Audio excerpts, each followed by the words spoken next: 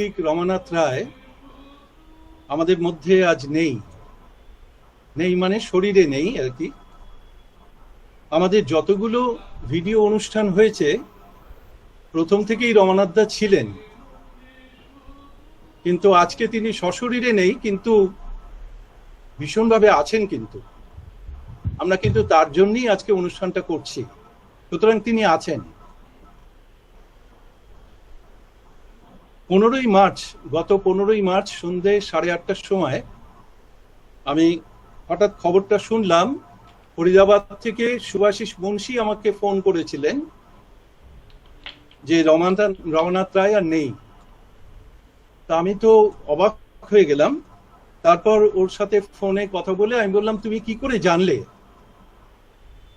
তখন শুভাশিস বলল যে ইন্দ্রজিতের কাছ থেকে ও খবরটা জেনেছে। তো আমি ইন্দ্রজিৎকে ফোন করলাম। তো ইন্দ্রজিৎ ন্যাচারালি তখন ঠিক কথা বলার মুডে ছিল না। তো ঘটনাটা সত্যি সেটা জানলাম। তো আমি শুরুতে ইন্দ্রজিৎকে একটু অনুরোধ করব 1 মিনিট একটু বলার জন্য যে কিভাবে ব্যাপারটা জানালো। ইন্দ্রজিৎ ঘোষ দিল্লি থেকে বলছেন। 15ই মার্চ সোমবার সেদিনকে দুপুরবেলা কিছু একটা আমি ওনাকে পাঠিয়েছিলাম হোয়াটসঅ্যাপে। তো উনি সাধারণত সঙ্গে সঙ্গে জবাব দেন বা কিছুক্ষণ পরে ফোন করেন। উনি তো হোয়াটসঅ্যাপ করতে পারতেন না, ফোনে জানাতেন। তো দেখলাম সেটা দেখেননি। তারপরে আমি ফোন করলাম বিকেলে কয়েকবার, ফোন তুললেন না। সন্ধ্যেতেও ফোন করলেন না। এরকম একবারই হয়েছিল এর আগে। ওই লকডাউনের সময় কোন একটা সময় আমি সারাদিন ফোন করেছিলাম, উনি তোলেননি। তারপরের দিন উনি ফোন করেছিলেন, সেদিনকে একটু চিন্তা হয়েছিল। তখন উনি বলেছিলেন যে আমি মেয়ের বাড়িতে গেছিলাম, ফোনটা কোথায় ছিল আমি ঠিক জানতাম না, এরকম কিছু একটা হয়েছিল। তা আমি ভাবলাম এদিনকে বোধহয় সেরকম কিছু একটা হবে। তারপর সন্ধ্যে 7:30 নাগাদ আমি ভাবলাম আরেকবার করে দেখি। যখন ওনার ফোনটা উনি তুললেন না, আমি ল্যান্ড ফোনে ফোন করলাম। তখন সম্ভবত ওনার মেয়ে বা বৌমাকেও একটা ফোন তুলেছিলেন, কথা হতে পারেনি। আমার কথাও ওনারা শুনতে পাচ্ছিলেন না, ওনাদের কথা আমি শুনতে পাচ্ছিলাম না। তো কিন্তু আমার কি মনে হলো যে কিছু একটা অন্যরকম একটা ব্যাপার, মানে কেমন কেমন লাগছিল যে ঠিক ব্যাপারগুলো ঠিক না, এরকম মনে হচ্ছিল। তো আমি চুপ করে বসেছিলাম যে ফোন করব কি করব না ঠিক বুঝতে পারছি না। আর তো কিছু করার নেই, কোনো ফোনই যখন কেউ ধরছে না। তখন এরকম যখন বসে আছি 8:20 নাগাদ ওনার বৌমা ওনারই ফোন থেকে হ্যাঁ, ফোন করলেন। তা আমি হ্যাঁ, করে ফোনটা দিয়েছি। তুলেই বললাম, হ্যাঁ স্যার বলুন। তো ওখান থেকে বৌমা বললেন যে উম, বাবা আমাদের ছেড়ে চলে গেছেন। আমি কথাটা শুনেছি, বুঝতে পেরেছি, কিন্তু যেন ঠিক যা বলছেন যেন বিশ্বাস হচ্ছে না, এরকম একটা মনে হচ্ছিল। তা আমি বললাম, হ্যাঁ চলে গেছেন। কোথায় গেছেন, হসপিটাল গেছেন? তখন উনি বললেন, না না, বাবা আমাদের ছেড়ে চলে গেছেন, বাবার আমাদের মধ্যে নেই। তা আমি বললাম, পরশুদিন আমার সঙ্গে কথা হয়েছে, ঘন্টাখানেক কথা হয়েছে, কি করে এটা হতে পারে? উনি বলেন, পরশুদিন না, কালকেও উনি একদম ঠিকঠাক ছিলেন। কালকে খাওয়া দাওয়া করেছেন, ঘুমিয়েছেন, সকালে উঠেছেন। সেদিন উনি সকালে উঠে লিখতেন। সেদিন সকালে উঠেও লেখার টেবিলে বসেছিলেন, কিছু লিখতে পারেননি। তারপর ওনার বৌমা বলে যাচ্ছিলেন সমস্ত কথা। আমি কিছুটা ফোনের গন্ডগোলের জন্য শুনতে পাচ্ছিলাম না, হয়তো কিছুটা আমার মাথায় ঢুকছিল না কি বলছিলেন। তো মোটামুটি সেদিনকে উনি যা বললেন সেটাই বুঝলাম যে ওনার সকালের পর থেকে শরীর খারাপ হয়, গ্যাসের সমস্যা হচ্ছিল। সঙ্গে সঙ্গে রমানাথ বাবুর জামাই এবং নাতি, মেয়ের ছেলে, দুজনেই ডাক্তার, দুজনকে ডেকে পাঠানো হয়। তারা ঘরেই প্রেশার মাপেন, সুগার টেস্ট করেন। সুগারটা একটু বেশি দেখা যায়। তো তারপরে ওরা বিভিন্ন ওষুধ পত্র দেন। এইভাবে সারাদিন আর কি কেটেছে। তারপরে বিকেলের দিকে ওনাকে একটু ছানা দেওয়া হয়েছিল, সেটা খেয়েছেন। তারপরে ওনার টেবিলের কাছে একটা ওআরএস এর এই ইয়ে রাখা ছিল, প্যাকেট, সেটা উনি খেয়ে ফেলেন নিজে নিজে নিয়ে। তারপরে ওখানকার আরেক ডাক্তার বলেন যে ওনাকে স্যালাইন দিন ঘরের মধ্যে, হসপিটালে কি এখন নিয়ে যেতে হবে? তো ডক্টর বললেন, না এখন না, সেরকম হলে কালকে দেখা যাবে, এখনো দরকার নেই, সেরকম ঠিকই আছে। তো তারপরে স্যালাইনও ওনাকে দেওয়া হয়। আহ, একটা বোতল উনি নেন। নেওয়ার পরে ওনার বৌমা বলেন যে ওনার শরীরটা দেখা যাচ্ছে যে কাঁপতে শুরু করলেন। তখন ওরা যখন অ্যাম্বুলেন্সে ফোন করছেন, সেই মুহূর্তেই শরীরটা একটা প্রবল ঝাঁকুনি দিয়ে থেমে যায়। তো সেখানে তখন উপস্থিত ডাক্তার তারা হার্ট পাম্প করার চেষ্টা করেন 10-15 মিনিট, কিন্তু আর কিছু করা যায়নি। তো এই ব্যাপারটা হয়েছে 8:45 থেকে 8টার মধ্যে। তারপর উনি 8:20 নাগাদ আমাকে ফোন করেন। করে তারপর বলেন যে আমি তো সবাইকে চিনি না, বাবার তো পরিবারের বাইরে একটা বড় বন্ধু বান্ধবের পরিসর আছে, তো আপনি যদি খবরটা দিয়ে দেন। তো আমি সঙ্গে সঙ্গে হঠাৎ প্রগতিদার কথা মাথায় এলো যে উনি অনেককেই চেনেন, ওনাকেই বলি। তো ওনাকে সঙ্গে সঙ্গে বললাম। তারপর বাকিদেরকে আমি হোয়াটসঅ্যাপে যতজনের কথা মাথায় এসেছিল আমি সবাইকে পরপর পরপর জানিয়ে গেছি, এই আর কি।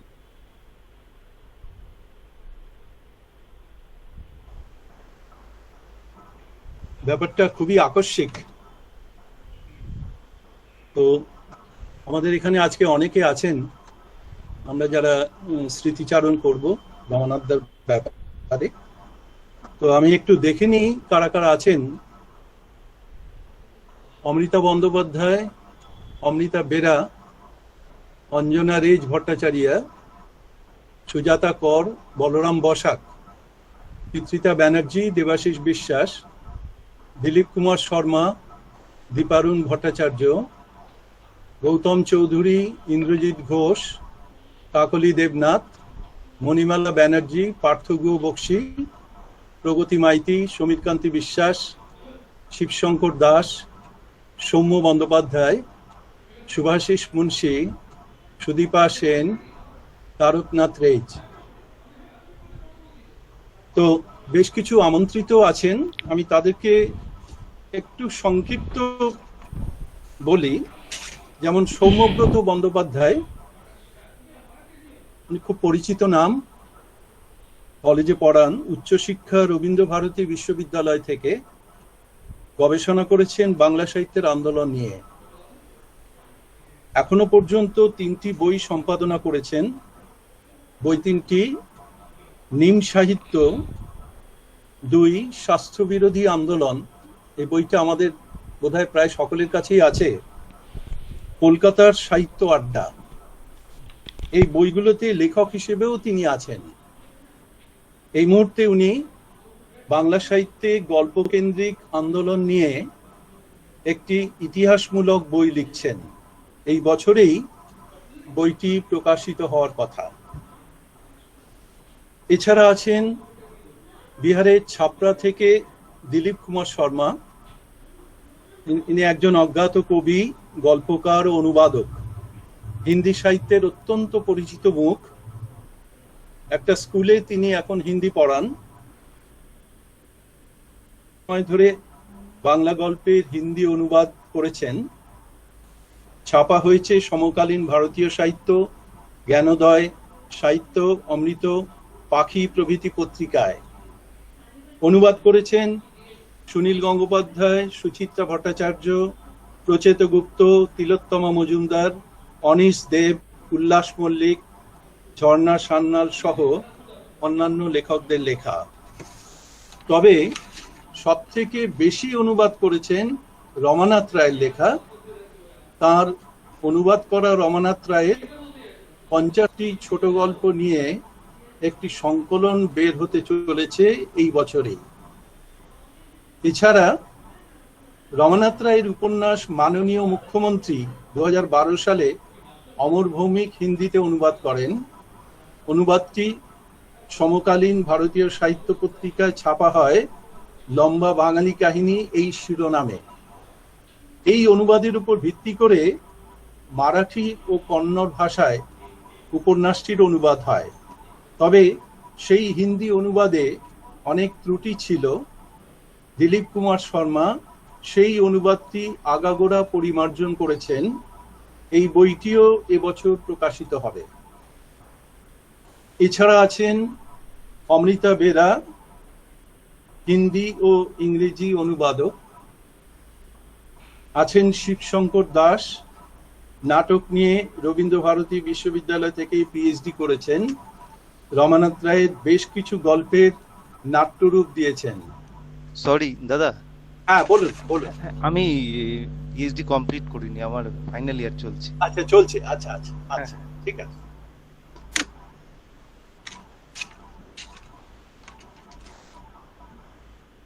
তো এইবারে আমরা শুরু করছি। যেহেতু সাহিত্যিক রমানাথ রায় স্বাস্থ্য বিরোধী আন্দোলনে ছিলেন, তাই আজ সকালে এই স্বাস্থ্য বিরোধী আন্দোলনের অন্যতম দুজন সদস্যের সঙ্গে যোগাযোগ করেছিলাম। একজন সাহিত্যিক সুব্রত সেনগুপ্ত, অন্যজন সাহিত্যিক বলরাম বসাক। সাহিত্যিক সুব্রত সেনগুপ্ত রমানাথদার প্রসঙ্গে যথাবিহিত শোক জ্ঞাপন করেছেন। সাহিত্যিক বলরাম বসাক, উনি তো আছেনই, বলেছেন যে তিনি অনুষ্ঠানে থাকবেন শ্রোতা হিসেবে। তো প্রথমেই আমি আমাদের গ্রুপেরই সদস্য জ্যোতির্ময় দাস, তিনি সুদূর মেলবোর্নে আছেন। খবরটা শোনা মাত্র তিনি তার বক্তব্য বা তার স্মরণ বক্তব্য তিনি লিখিতভাবে আমাকে পাঠিয়েছেন। আমি সেটা 2-3 মিনিটের মধ্যে পাঠ করে শোনাচ্ছি। জ্যোতির্ময় দাস, রমানাথ রায় স্মরণে। বাংলা ছোট গল্পের মুকুটহীন সম্রাট কথা সাহিত্যিক রমানাথ রায় বিগত 15ই মার্চ 2021 অপরাহ্নে না ফেরার দেশে চলে গেলেন। আমার এই নিবেদন ঠিক প্রচলিত শ্রদ্ধাচারণের প্রয়াস নয়। তার আকস্মিক প্রয়াণের সংবাদ দূর প্রবাসে শুনে প্রায় তাঁর সমবয়সী আর এক প্রবীণ সহযাত্রীর তাৎক্ষণিক যন্ত্রণাকাতর আত্মকথন মাত্র। সমবয়সী সহযাত্রী অর্থে আমাদের দুজনের জন্ম বছর ইংরেজি বর্ষপঞ্জির নিরিখে একই সালে ছিল, এটুকুই শুধু মিল। কারণ তিনি ছিলেন বড় মাপের মানুষ। তার লেখার গুণে, সহৃদয় আচরণে, অমলিন সৌজন্যতায়, শালপ্রাংশু চেহারায় এবং প্রাণবন্ত গলার স্বরেও ভিন্ন মাত্রার। বাংলা কথা সাহিত্যের আসরে ছোট গল্পকারের সংখ্যা কম নয়, কিন্তু রমানাথ রায়ের মতো রচনা শৈলীর গল্প লেখক আর দ্বিতীয় কেউ হবেন কিনা আমার সন্দেহ আছে। শব্দ ব্যবহারে অলংকারহীন, আড়ম্বরহীন, এমন সরল, সাবলীল আর সহজ বাক্যে অত্যন্ত সিরিয়াস প্রেক্ষাপটের কাহিনী যেমন লিখেছেন, তেমনি সেই একই ভাষায় কৌতুকময় অথবা শানিত ব্যঙ্গাত্মক গল্পের ফুলও ফুটিয়েছেন। কি করে এই নির্ভার রীতির রচনা শৈলী তিনি অর্জন করেছেন জানতে চাইলে বলতেন, কথা শরীর সাগর এবং বর্ণপরিচয় তাঁর শিক্ষাগুরু এ বিষয়ে। নিটোল কাহিনী নির্ভর বাস্তবধর্মী গল্পের বদলে যে ভিন্ন ধারার গল্প লিখতেন, তার সপক্ষে যুক্তি দিতেন, আপেলের কথা লিখতে গেলে তার বাইরের গোল চেহারার কথা বললে হবে না, তার ভেতরের রসালত্বের কথা বলতে হবে, সেটারই আসল আপেল। তার সুদীর্ঘ 6 দশক ব্যাপী সাহিত্যকৃতি নিয়ে শাস্ত্র শৈলীগতভাবে এরপরে অনেকেই আলোচনা করবেন, অবশ্যই করা প্রয়োজন, কারণ তিনি বাংলা কথা সাহিত্যের মূল প্রবাহে চিরস্থায়ী কিছু অবদান রেখেছেন। কিন্তু রমানাথ রায় মানুষটি সেসবের থেকেও অনেক বড় গুণের অধিকারী। তার মতো অমন, নিরহংকারী, অমায়িক, নিঃস্বার্থভাবে বন্ধুবৎসল ও নীরব মানুষ আজকের এই স্বার্থপর বাতাবরণে খুবই দুর্লভ। ধ্রুপদী সঙ্গীতের ক্ষেত্রে ঘরানা বলে একটা শব্দবন্ধ আছে। এক ঘরানার গায়কির সঙ্গে অন্য ঘরানার মিল থাকে না, পরবর্তী প্রজন্মের শিষ্যেরা নিজস্ব গুরুর ঘরানা অনুসরণ করে নির্দিষ্ট ঘরানার পরম্পরাটি রক্ষা করে, কিন্তু রমানাথ রায় অননুকরণীয় এই সাহিত্য ঘরানার উত্তরসূরি কেউ নেই। তিনি সম্ভবত অজাত শিষ্য হয়েই অনন্য থেকে যাবেন। তার শুদ্ধ আত্মাকে বিনম্র শ্রদ্ধা জানাই। জ্যোতির্ময় দাস, মেলবোর্ন, অস্ট্রেলিয়া।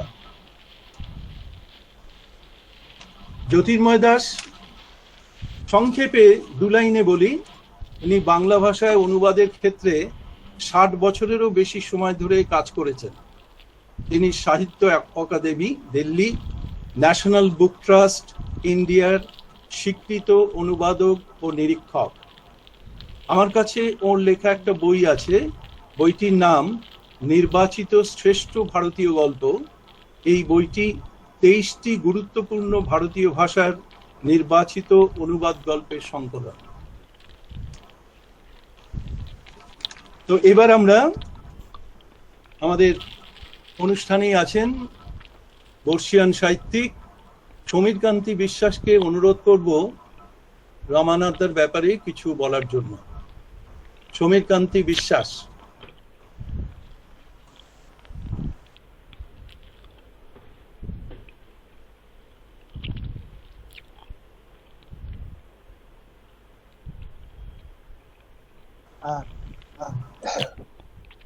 শোনা যাচ্ছে? ঠিক আছে, বলুন। রমানাথের প্রয়াণের পর একটা কথা মনে হলো, বারবার মনে হচ্ছে যে আমাদের সমাজে কিছু কিছু মানুষ আছেন, তাদের প্রয়াণ ঘটলে পারিবারিক সুখ দুঃখ এবং শূন্যতার সৃষ্টি হয়, এবং পারিবারিক সেই সুখ, সেই দুঃখ এবং শূন্যতা, পারিবারিক গণ্ডি এবং পরিচিত গণ্ডি ছাড়িয়ে সমাজকে আঘাত করে, সমাজের ক্ষতি হয়, শিল্প সাহিত্যের ক্ষতি হয়। রমানাথ ছিলেন এইরকমই একজন মানুষ, এইরকমই একজন লেখক, কারণ তিনি জীবনের শেষ দিন পর্যন্ত সৃষ্টিশীল ছিলেন।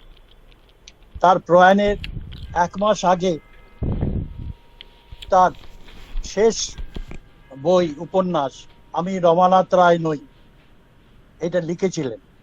এটা তার প্রয়াণের 1 মাস 2 আগে প্রকাশিত হয়েছিল, এবং এই বইটার মধ্যেও অস্তিত্বের যে সংকট, এই সংকট নিয়ে তিনি রসিকতা করে গেছেন।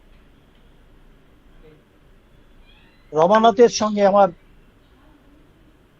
বন্ধুত্ব প্রায় 50 বছরেরও বেশি।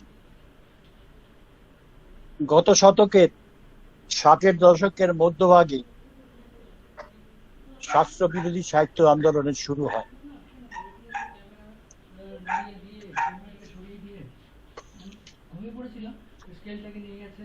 এবং 1966 সালে এই দশক পত্রিকা প্রকাশিত হয়।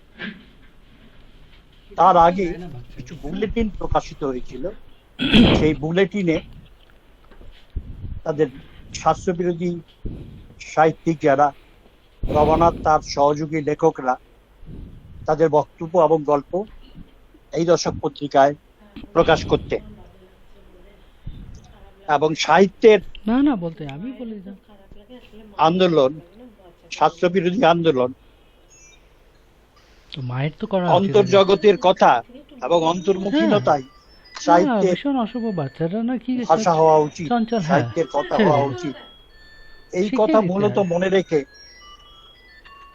শাস্ত্রবিদ রমানাথ রায় এবং তার সহযোগী লেখকরা সাহিত্য সৃষ্টি করেছেন। এই দশক পত্রিকায় 21টি সংখ্যা প্রকাশিত হয়েছিল, তারপর পত্রিকাটি বন্ধ হয়ে যায়। এর মধ্যে রমানাথ কিন্তু স্বতন্ত্র ধরনের লেখক ছিলেন। ঠিকই আছে, জীবনের দুঃখ কষ্ট বা নৈরাশ্যকে তিনি কৌতুক মনে করে তুলতেন। রসাত্মক রচনার মাধ্যমে বাস্তবকে স্পষ্ট করে পাঠকের কাছে নিয়ে আসতেন। তার যে হাস্যরস, তার রচনায় যে হাস্যরস থাকে, তার ইংরেজি নামই হচ্ছে ব্ল্যাক হিউমার। তিনি সম্পূর্ণ স্বতন্ত্র ধরনের লেখক। তার ব্যঙ্গাত্মক রচনায় থাকে যে পরিহাস থাকে তার ব্যঙ্গাত্মক রচনায়, যার সাহায্যে তিনি জীবনের অন্তঃসার শূন্যতাকে আরো স্পষ্ট করে তুলে ধরেন। রমানাথ রায়ের কাছে আমি ঋণী, কারণ সে শুধু আমার বন্ধুই ছিল না, সে আমার শিক্ষকও ছিল। তার পাণ্ডিত্য বিস্ময়কর। ইউরোপীয় সাহিত্য এবং শেষকালে ল্যাটিন আমেরিকার সাহিত্য, এইগুলো কিছুই বোধহয় বাদ ছিল না। অবাক হতে হয় তার পাণ্ডিত্য থেকে। এই সমস্ত এক একটা বই পড়তেন, আমার সঙ্গে আলোচনা করতেন, আমি শিক্ষিত হতাম। কাজে রমানাথকে আমার বন্ধু ছাড়াও বলতে হবে শিক্ষক। এবং যে ঋণ রমানাথের হয়েছে রমানাথের কাছে, সেই ঋণ কোনোদিন পরিশোধ করা যাবে না। রমানাথের একটা প্রিয় গ্রন্থ থেকে উদ্ধৃতি দিই। কথাশরীর সাগর রমানাথের একটি প্রিয় গ্রন্থ। সব আলোচনায় প্রায় কথাশরীর সাগরের কথা বলতেন। সেই কথাশরীর সাগর থেকে একটা কথা বলছি,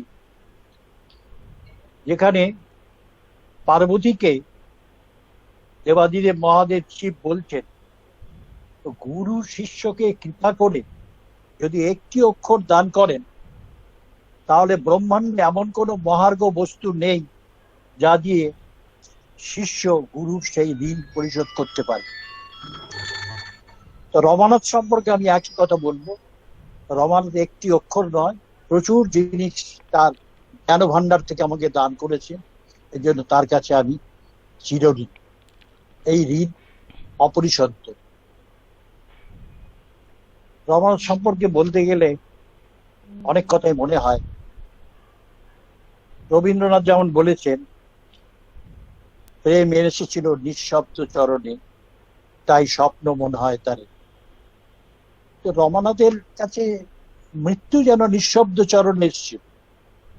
এবং যে ঘটনা শুনলাম তার মৃত্যুর দিনে, তাহলে আমার মনে হয় শেষ পর্যন্ত মৃত্যুর সঙ্গেও তিনি একটা কৌতুক কৌতুক কৌতুক কৌতুক করেছেন।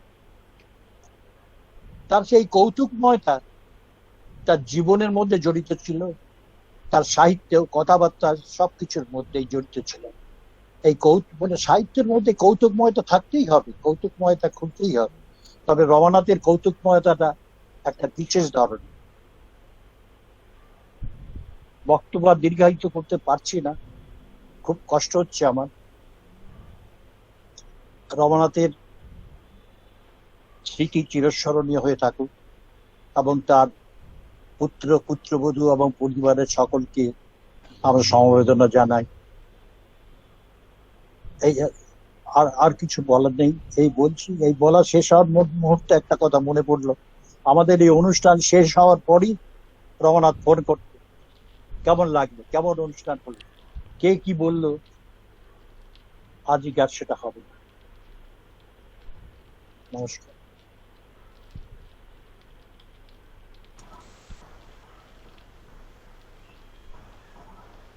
আমি প্রগতি মাইতিকে অনুরোধ করছি কিছু বলার জন্য।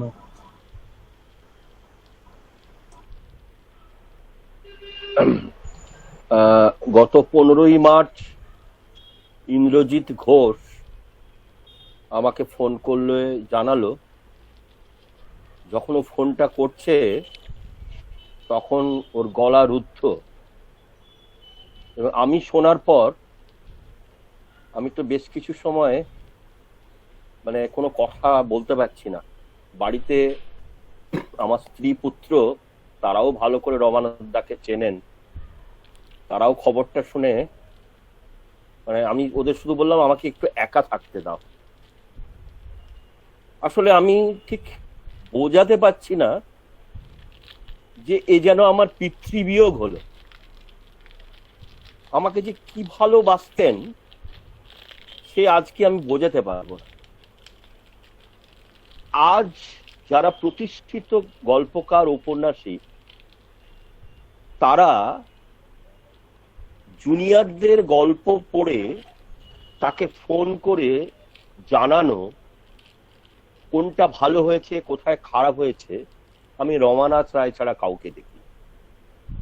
মানে এই যে জুনিয়রদের প্রত্যেকটা, শুধু আমার নয়, আমার ইস্করা পত্রিকার অনেক জুনিয়র ছেলেকে ফোন করে তার কবিতা নিয়ে তার গল্প নিয়ে তিনি তার মতামত জানাতেন।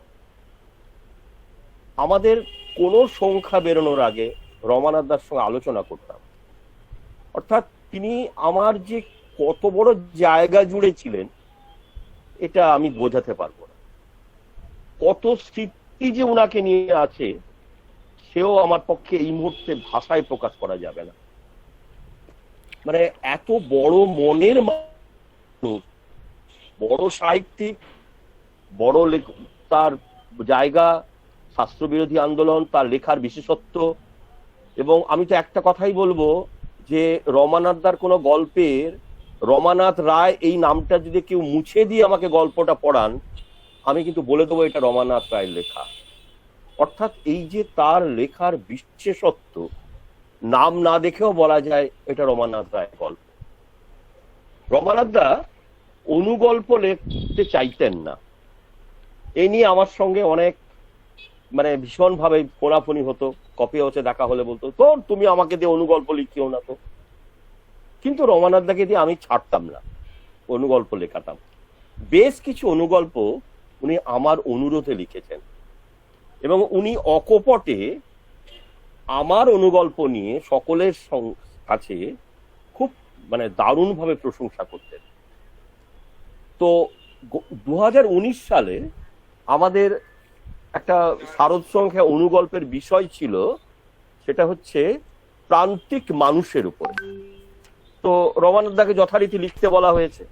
রমানাথ দা বলছে ও লেখা আসছে না গো, লেখা আসছে না। তা আমি বললাম আসবে আসবে আসবে, আপনার সঙ্গে প্রান্তিক মানুষের যোগাযোগ তো সবচেয়ে বেশি, আপনার লেখা আসবে না এটা কখনো হতে পারে না। তারপরে হঠাৎ একদিন সকালবেলা ফোন করে বলছে জানো আজকে একটা ঘটনা ঘটেছে, বলে তিনি একটা ফল বিক্রেতার সঙ্গে তার ইন্টারাকশনের কথা আমাকে বললেন। বললাম দাদা এটাই তো একটা গল্প হতে পারে। বলছে বলছো লিখে ফেলবো? আমি হ্যাঁ। আমি সেই অনুগল্পটা আজকে আপনাদের অনুমতি নিয়ে পড়ে শোনাচ্ছি। অনুগল্প এক ফল বিক্রেতা, রমানাথ রায়। নাম বসির, বাজারের সামনে ফুটপাতে বসে পেয়ারা বিক্রি করে। মাঝে মাঝে আমি তার কাছ থেকে পেয়ারা কিনি। তার কাছে দরদস্তুর চলে না, এক দাম। কিনতে হলে কেনো, না হলে কিনো না।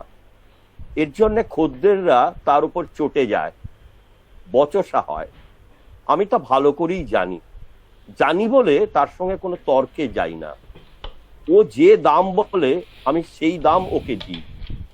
বসির আমার বাড়ি চেনে, একদিন আমার বাড়ি এসেও পেয়ারা দিয়ে যায়।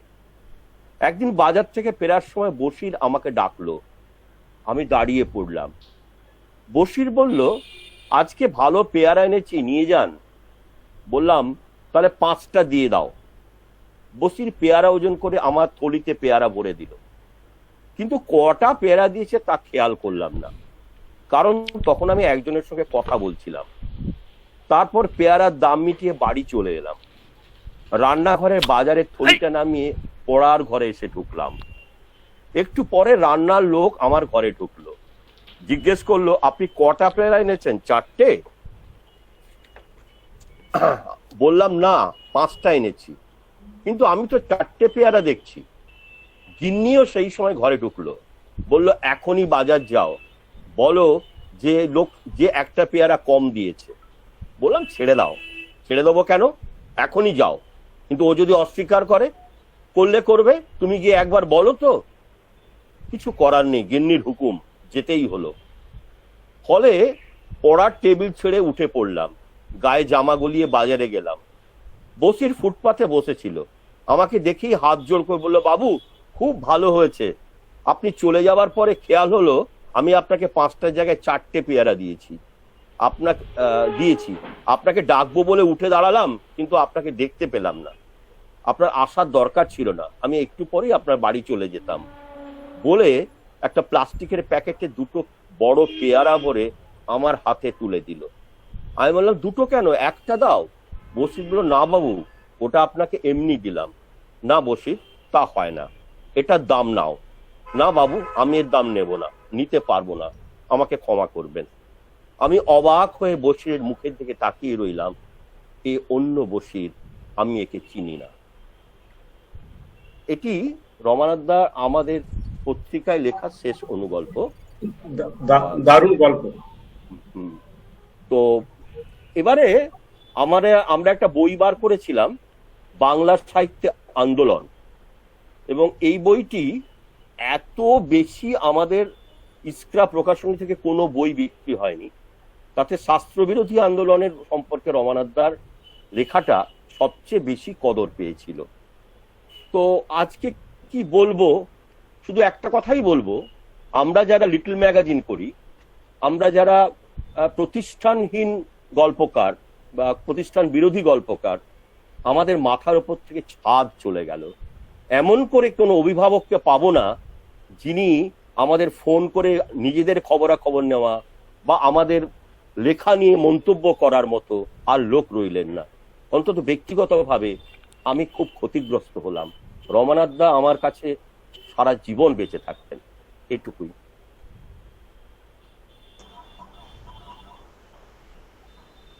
আমি এবার দিলীপ কুমার শর্মাকে কিছু বলবো, অনুরোধ করছি। দিলীপ কুমার শর্মা। নমস্কার। আমি রমানাথ রায়ের ব্যাপারে যে কথাগুলো বলতে চাইছি সেটা হিন্দিতে বলতে পারি কি? হ্যাঁ বলুন, আপনার যেটা মন চায় সেটাই। ठीक है। मैं रमानाथ राय की पहली कहानी लौट आए महादेव के अनुवाद से जुड़ा, और वह जो पत्रिका आनंद बाजार के सारदिया में निकला था, और मेरे सामने वह कहानी एकदम जादू की तरह दिखाई दी। मैं बहुत आश्चर्यचकित रह गया कि ऐसा भी कहानी होता है। अब तक तो मैंने ऐसी कोई कहानी नहीं पढ़ी है कि कौन है लेखक, क्या करते हैं, कहाँ रहते हैं, इनसे संपर्क कैसे होगा। फिर मैं उस कहानी के अनुवाद की अनुमति के लिए आनंद बाजार को फोन किया और उनका नंबर मांगा, पता मिला, फिर मैं उनसे अनुमति मांगी। इस तरह से जब भी कोई कहानी छपती आनंद बाजार सरदिया हो या किसी अन्य पत्रिकाओं में, तो मैं उसके बिना रह नहीं पाता। वो पत्रिका खरीद के लाता, सिर्फ एक उनकी कहानी के लिए मैं उस पूरी पत्रिका को खरीद लेता, और मुझे लगता है कि इस कहानी को अनुवाद करना ही है हर हाल में। और इस नाते क्या है कि मैं रमानाथ राय की पूरे कहानी संग्रह को, लगभग बहुत सी कहानी संग्रह है, उनके संपूर्ण कहानियों को, उपन्यास समग्र को खरीद लिया हूँ। और मेरी कोशिश है कि मैं उनकी सभी कहानियों को और सभी उपन्यासों का हिंदी में अनुवाद करूँगा, क्योंकि मुझे उनकी कहानी में जादू लगता है। ऐसा प्रयोग मुझे हिंदी साहित्य की किसी कहानी में नहीं दिखता है। अद्भुत अद्भुत। और मैं इनकी कहानियों को पढ़ते हुए बार बार यही अनुभव करता रहा हूँ कि इन्होंने कहानियों में बहुत से नए नए प्रयोग किए। जैसे रुमाल कहानी,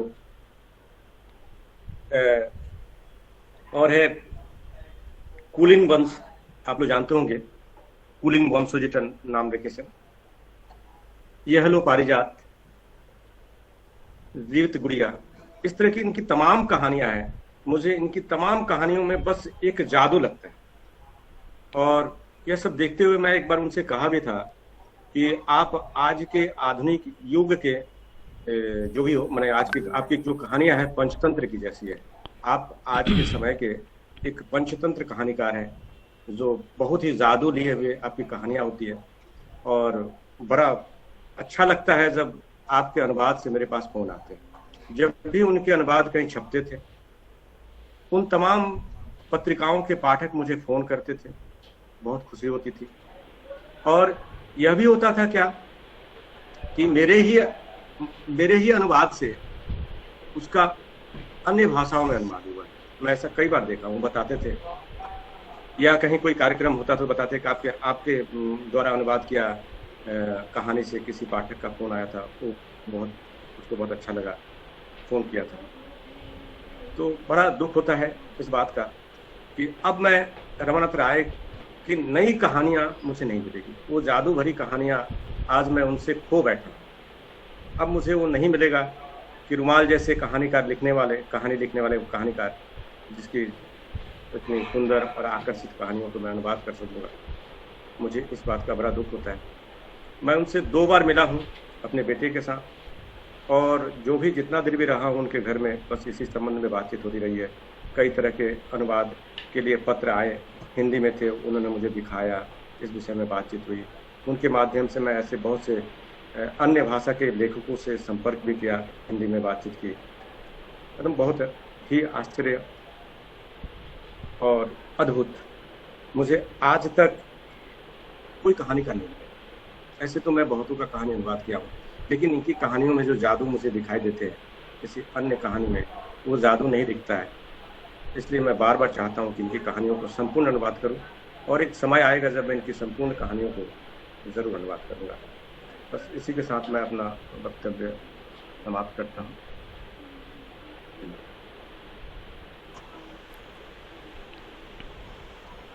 অমিতাভ দাস। তপন দা, হ্যাঁ বলুন। আমি একটা তথ্য করে গেছি, সেটা হচ্ছে আমরা রমানাথদার উপর একটা সংখ্যা বার করেছিলাম, সেটি এত জনপ্রিয় হয়েছিল সে আর বলার নয়, এবং এখনো সেই সংখ্যার ডিম্যান্ড মারাত্মক। এই কয়েকদিন আগে একটি মেয়ে রমানাথদার উপরে পিএইচডি করতে চাইছিলে, তো আমাকে ওই সংখ্যাটা চাইছে। তো আমি বললাম আমার তো 2টো কপি আছে, আমি জেরক্স করে দেব। তা কথা ছিল সেটা জেরক্স দেবো এবং রমানাথদার সঙ্গে আলাপ করিয়ে দেবো। এই রমানাথদার সংখ্যাটা 800 কপি মানে বিক্রি হয়েছে আর কি। মানে আমরা অবাক হয়ে গেছিলাম আর কি। তো এটাও উনার জনপ্রিয়তার একটা কি বলবো উল্লেখযোগ্য দিক আর কি। এটুকু আমি মিস করে গেছিলাম। নিশ্চয়ই। অমিতাভ দাস, কিছু বলবেন? হ্যাঁ হ্যাঁ তপন দা, আমি আছি। হ্যাঁ হ্যাঁ বলুন, কিছু বলুন। শোনা যাচ্ছে? হ্যাঁ হ্যাঁ পরিষ্কার শোনা যাচ্ছে। আসলে হ্যাঁ, আমার সঙ্গে রমানাথদার ব্যক্তিগত আলাপ খুবই অল্প সময়ের। সেখানে হয়তো কিছুটা আমারও একটা দায় ছিল, আর মাঝখানে করোনা এসে গেল। আসলে রমানাথদাকে আমরা আমাদের অল্প বয়সের জীবন থেকে কফি হাউসে দেখেছি, বিভিন্ন অনুষ্ঠানে দেখেছি, কিন্তু তিনি এমন একজন ব্যক্তিত্ববান মানুষ ছিলেন, এবং আমাদের সময় এটা ছিল যে কে আলাপ করিয়ে দেবে, বা আমার একটা স্বভাব সংকট ছিল, যে কারণে তার কাছাকাছি পৌঁছতে পারতাম না। মানে এমনই গাম্ভীর্য এবং অত বড় মাপের একজন লেখক। আমি তার শ্রেষ্ঠ গল্পের ওই প্রথম দিককার সংস্করণ বাণী শিল্প যখন করেছিল, তখন থেকেই আমি পড়েছিলাম একেবারে অন্যরকম লেখা, এবং তখন চেষ্টা করতাম যে ওনার মতো করে লিখতে হবে, মানে সেটা বুঝে হোক না বুঝে হোক। তো যাই হোক, ওনার মতো করে লিখতে পারতাম না। পরে আমি জীবনে একটি গল্প লিখেছিলাম, সেটা হচ্ছে রমানাথ রায়ের স্টাইলে। তো তারপর আর কখনোই আমি সেই গল্প লিখতে পারিনি। এটা একটা ব্যাপার ছিল সেই সময়। ওনার এই অনুকরণীয় একটা ব্যাপার, যে ওনাকে অনুকরণ করা যায় না, একেবারেই সম্পূর্ণ স্বতন্ত্র একটা নিজস্ব স্বর বাংলা সাহিত্যে, যেটা রমানাথ রায় বাংলা গদ্যকে দিয়ে গেলেন। এবং আগামী দিনে এই রমানাথ রায়ের এই বাংলা গদ্য, এটা নিয়ে আলোচনা হবে। রমানাথদার অধিকাংশ উপন্যাসগুলো, যেগুলো তথ্য কেন্দ্রে প্রতি বছর প্রকাশিত হতো, আমি সত্যি কথা বলছি যে রমানাথ রায়ের উপন্যাস পড়বো বলেই আমি তথ্য কেন্দ্রটা কিনতাম, এবং তথ্য কেন্দ্র কেনার পর প্রথমেই আমি রমানাথ রায়ের উপন্যাসটা আগে পড়তাম। রমানাথ দাকে খুব কাছ থেকে দেখলাম খুব ভালোভাবে প্রগতিদার অনুষ্ঠানে। এই খর্দতে একটা অনুষ্ঠান, পানিহাটির কাছে একটা অনুষ্ঠান হয়েছিল, যেখানে আমরা আমন্ত্রিত ছিলাম। রমানাথদার পাশের টেবিলে বসে খাচ্ছিলাম, ওনাকে আমি নিবিড়ভাবে দেখছিলাম, তখন মনে হচ্ছিল ওই 79-80 বছরের মানুষটা খাওয়া হয়ে যাওয়ার পর তিনি গটগট করে হেঁটে আসছেন, সেই ছবিটা আমার সামনে মানে মানে ধরা রয়েছে আজও। এবং আমার মনে আছে নীল রঙের একটা টি শার্ট তিনি পরে আছেন। সেদিন আমার মনে হলো যে কথা বলি গিয়ে, কিন্তু কোনো সংকোচে আমি কথা বলতে পারলাম না। পরবর্তীকালে 2019 সালের ওই প্রগতিদার অনুষ্ঠানেই কলকাতার একটি ওই কলেজ স্ট্রিটের কাছে একটি অনুষ্ঠান ঘরে শারদ সংখ্যার প্রকাশে, তখন প্রগতিদাই আমাকে আলাপ করিয়ে দিয়েছিলেন রমানাথদার সাথে। তখন কিছু কথা হলো, তারপরে অনুষ্ঠান শুরু হয়ে গেল। দ্বিতীয়বার আবার আমি তো অনেক দূরে থাকি, চলে আসব। সাধনদা যখন পরিচয় করিয়ে দিচ্ছেন তখন তিনি আমাকে বললেন পরিচয় হয়েছে, এবং উনি আমাদের এই অবগুণ্ঠন অনুগল্প সংখ্যাটা পেয়েছিলেন ওই অনুষ্ঠানে। এবং তিনি যে কি অদ্ভুত রকমের পাঠক, আমি এটা বলি আপনাদের যে অনুষ্ঠানের মধ্যে উনি অনেকগুলো অনুগল্প পড়ে ফেলেছিলেন, এবং আমি যখন চলে আসি আমায় তিনি মৃদু হেসে বললেন সবার অনুগল্প আছে, রমানাথ রায় নেই। সবার অনুগল্প আছে, রমানাথ রায় নেই। তো আমি তো তখন বেশ চিন্তিত, কি বলবো আমি। তারপর বলল যে সংখ্যাটা খুব ভালো হয়েছে, আমি বাড়ি গিয়ে আরো পড়বো এবং জানাবো। আর এই একটা ব্যাপার। এবং এর পরবর্তীকালে মানে রমানাথদার সাক্ষাৎকার নেব অনেকদিন ধরে ভাবনা চিন্তা চলছিল। প্রগতিদার সঙ্গে আমার কথা হয়েছিল, প্রগতিদা বলেছিলেন একদিন এসো, তোমাকে রমানাথদার বাড়িতে নিয়ে যাব। উনি নতুনদের মানে যারা তরুণ প্রজন্মের লেখক তাদের খুব ভালোবাসেন। তারপরেই তো সে কথাটা হয়েছিল জানুয়ারি মাসে 2020 সালে। তো আমরা জানি যে করোনা চলে এলো, যদিও তার মাঝখানে আবার রমানাথদার সঙ্গে দেখা হয়েছিল। আমরা একটা ভূতের গল্পের সংকলন করেছিলাম, সেই সংকলনটা ওই কলকাতা বইমেলার মুক্ত মঞ্চে রমানাথদার হাতেই আনুষ্ঠানিক প্রকাশ হয়েছিল। এবং সেখানেও তিনি ওই ছোট ছোট কথা, কি কথা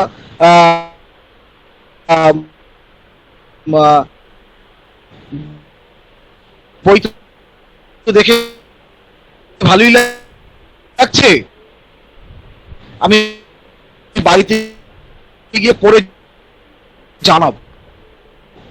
যদি রমানাথ তার ফোন নাম্বার আমার কাছে ছিল না, বা আমার ফোন নাম্বার হয়তো রমানাথের কাছে ছিল না,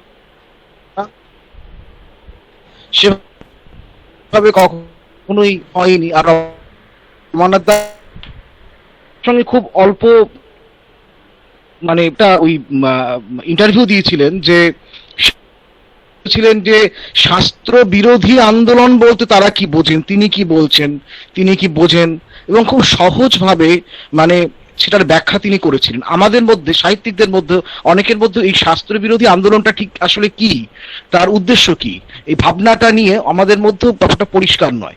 এই ধরনের আমি প্রগতিদাকে বলবো, বা আমরা যারা কাজ করি সাহিত্যের, যে ওনার ইন্টারভিউ গুলো বিভিন্ন জায়গাতেও আরো অনেক জায়গায় ইন্টারভিউ বেরিয়েছে, ইন্টারভিউকে যেগুলো যদি একত্রিত করা যায় আমাদের পরবর্তী প্রজন্ম এবং আমাদের অনেক উপকার হবে। মানে আমরা অনেক কিছু জানতে পারবো। রমানাথদার অনেক মানে যে কোনো অনেক কঠিন বিষয়ও তিনি খুব সহজ করে বলতে পারতেন এবং ব্যাখ্যা করতে পারতেন। এবং আর সবচেয়ে বড় কথা হচ্ছে রমানাথ দাকে নিয়ে বাংলা সাহিত্যে আরো আরো আরো অনেক মূল্যায়নের প্রয়োজন রয়েছে, এবং সেটা আগামী দিন আমি দৃঢ় বিশ্বাসী একজন সাহিত্যের ছাত্র এবং সাহিত্যের একজন সামান্য অক্ষর শ্রমিক হিসাবে আমার মনে হয় যে রমানাথ দাকে নিয়ে আরো অনেক আলোচনা হবে, কাজ হবে, এইটুকুই।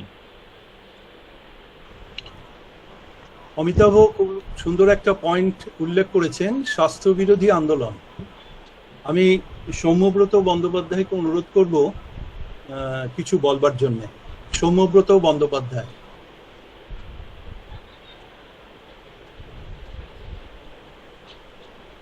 হ্যাঁ, নমস্কার। এখানে যারা উপস্থিত আছেন অনেকেই আমার চেয়ে বড়, আমি তাদের প্রণাম জানাই। আর আমার সমবয়স্ক যারা তাদেরকে আমি ভালোবাসা জানাই। সত্যি আরেকটু জোরে। হ্যাঁ হ্যাঁ হ্যাঁ, শোনা যাচ্ছে তো? হ্যাঁ বলুন। হ্যাঁ হ্যাঁ বলুন। হ্যাঁ, আসলে আমার বাড়িতে টাওয়ারটা ঠিক থাকে না, তা আমাকে একটু বারান্দায় দাঁড়িয়ে দাঁড়িয়ে কথা বলতে হচ্ছে। আমি শুনতে পাচ্ছিলাম, কিন্তু বললে হয়তো আপনারা শুনতে পাবেন না, তা শোনা না গেলে বলবেন। আমার সঙ্গে রমানাথ বাবুর সম্পর্কটি ভারী অদ্ভুত ছিল। আমি কোনোদিন রমানাথ বাবুকে কোনো গল্প বা উপন্যাস পড়ে বলিনি যে স্যার খুব ভালো হয়েছে। এই ধৃষ্টতা আমার মানে দেখানোর কথাও ছিল না। তার কারণ আমার সঙ্গে তার যখন পরিচয় হয় তখন তিনি একজন প্রথিতযশা লেখক এবং অদ্ভুত মুগ্ধতা থেকেই আমি তার সঙ্গে পরিচয় করতে গেছিলাম। আমি কোনোদিন বলিনি যে আপনার এই লেখাটা ভালো লেগেছে, ওই লেখাটা খুব ভালো লেগেছে, এরকম কথা কোনোদিন বলিনি। আমি যখন পড়াশোনা করি তখন লিটল ম্যাগাজিন লাইব্রেরিতে, সন্দীপ বাবুর লাইব্রেরিতে হঠাৎ করেই এই দশক পত্রিকার একটা সংখ্যা আমার চোখে পড়ে এবং সেখানে আমি এই শাস্ত্রবিরোধী আন্দোলন সম্পর্কে কিছু কথা বা ওনাদের কয়েকজনের লেখা গল্প আমি পড়ি।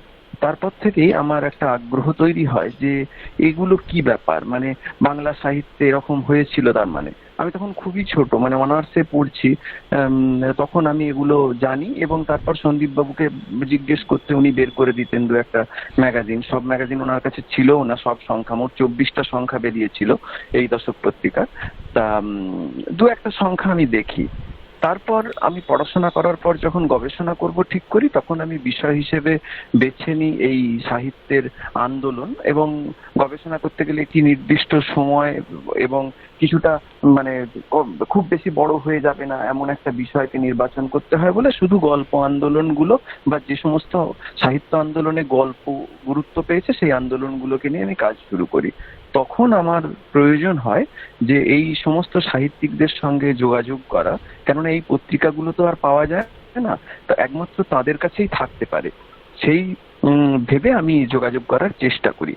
আমি প্রথমে নিম সাহিত্যিকদের সঙ্গে যোগাযোগ করি, কেননা আপনারা বললেন প্রথমে যে নিম সাহিত্য প্রথম আমি সম্পাদনা করি। নিম সাহিত্যের প্রতিটি সংখ্যা নিয়ে একটি সংকলন গ্রন্থ বেরিয়েছে 2017 সালে, সেটা সম্পাদনা করি এবং সেই সূত্রে তখন আমার পিএইচডির কাজ চলছে। আমি নিম সাহিত্যিকদের সঙ্গে যোগাযোগ করি এবং যোগাযোগ করে আমার ভারী অদ্ভুত লেগেছিল যে নিম সাহিত্যিক তারাও প্রত্যেকে আমাকে খুবই স্নেহ করেন, খুবই ভালোবাসেন। আমি তাদেরকেও এ কথা বলেছি যে তারা প্রত্যেকেই দাবি করেন নিম সাহিত্য মানে কোনো একজনের, যখন যার সাথে কথা বলেছি তিনি বলতে চেয়েছেন বা প্রমাণ করতে চেয়েছেন সেটা তাঁর মস্তিষ্ক প্রসূত। আমার এই বিষয়টা ঠিক মানে ভালো লাগেনি। একজন আরেকজনকে নাকচ করে আরেকজন মানে নিজেকে প্রাধান্য দেওয়ার চেষ্টা করছেন। কিন্তু আমি যখন রমানাথ বাবুর সঙ্গে পরিচিত হই আমার ওনার মানে আমাকে মুগ্ধ করে ওনার উদারতা। উনি কিন্তু একবারও নিজের মানে কথা বলেননি। ওনারা সকলে মিলে যে 5 জন প্রথমে বা তারপরে আরো যে 3 জন বা পরে আরো যারা এই আন্দোলনের সঙ্গে যুক্ত ছিলেন সকলকে মানে সকলের গুরুত্বকে স্বীকার করেছেন এই আন্দোলনে। এবং আমরা জানি যে এই দশক পত্রিকার প্রথম সংখ্যায় যে শাস্ত্রবিরোধী ছোট গল্প নামে যে একটি ছোট্ট লেখা বেরিয়েছিল সেটা রমানাথ বাবুর লেখা, কিন্তু তার নামে বেরোয়নি। সেখানে মানে আরো 5 জনের নাম একসঙ্গে ছাপা হয়েছিল। আমি তখনই বুঝেছিলাম এই মানুষটি সকলের থেকে একটু অন্যরকম, আর তার যে প্রতিষ্ঠা সেটা তিনি পরোয়া করেন না বা নিজেকে প্রতিষ্ঠিত করার কোনো চেষ্টা তিনি করেননি। মানে একেবারে মানে এটা এই দিক থেকেও তো তিনি অবশ্যই শাস্ত্র বিরোধী। মানে অধিকাংশ মানুষই তো কোথাও দেখলাম যে এরকমই করেন, তিনি কখনো করেননি। মানে কারো সম্পর্কে তার সঙ্গে যারা সহযোদ্ধা ছিলেন প্রত্যেকের সম্পর্কে কি অদ্ভুত শ্রদ্ধা তিনি বারবার আমার কাছে তার কথার মধ্যে দিয়ে প্রকাশ করেছেন। প্রত্যেকের সম্পর্কে তারা যারা এই আন্দোলনে ছিলেন। আমি বলেছি যে পরবর্তীকালে তাহলে থেমে গেলেন কেন, আন্দোলন কেন বন্ধ হয়ে গেল? অন্য কারণ দেখিয়েছেন। আন্দোলন তো একটা সময় বন্ধ হয়েই যায়, আমাদের একটা উদ্দেশ্য ছিল, আমরা কিছুটা করতে পেরেছিলাম, কিন্তু কোনোদিন কারো সম্পর্কে কোনো রকম কোনো মানে খারাপ কথা তিনি বলেননি। অন্যান্য আন্দোলনকারীদের সঙ্গে কথা বলতে গিয়ে যেগুলো আমি শুনেছি। রমানাথ বাবুর বৌমা ফোন করেছিলেন, ফোন করে কি অদ্ভুত ভাবে, আমার তার সাথে কোনোদিন আলাপ হয়নি। আমি অনেকবার রমানাথ বাবুর বাড়িতে গেছি, উনি আমার সাথে গল্প করতেন। আমি কলকাতা থেকে অনেকটা দূরেই চাকরি করি, তা কলকাতাতে এলেই আমি ওনাকে ফোন করতাম। মাঝে মধ্যে দুপুরবেলা উনি একা থাকতেন, তো দুপুরবেলা যেতাম, যে বসে বসে গল্প করতাম। একেবারে মানে কোনো সাহিত্য নিয়ে গল্প নয়।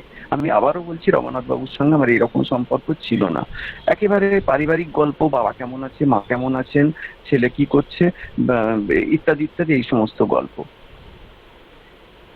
উনি মানে আমি এই কথাটা বলছি, ওনার বৌমা আমাকে ফোন করেছিলেন, কিন্তু আমি ওনার বাড়ি এতবার গেছি, কোনোদিন ওনার ছেলের সাথে বা বৌমার সাথে আমার পরিচয় হয়নি। ওনারা তখন থাকতেন না, ওনারা হয়তো কাজে যেতেন, ওনাদের সাথে আমার কখনো আলাপ হয়নি। কিন্তু ওনার বৌমা আমাকে ফোন করে যেভাবে কথা বললেন, এটা বোঝা যায় যে তিনি রমানাথ বাবুর মানে বাড়ি থেকে ফোন করেছেন। রমানাথ বাবুর মানে এই যে আন্তরিকতা, দীর্ঘদিন ধরে তার সাথে থেকে তাদের বাড়ির লোকেদের মধ্যেও কোথাও মানে তারাও ওই রমানাথ বাবুর মানে দীক্ষিত হয়েছেন। তাদের অদ্ভুত ব্যবহার, কোনোদিন আমার সাথে তার পরিচয় হয়নি, অথচ যেন সেই রমানাথ বাবুর মতো করে কথা বললেন।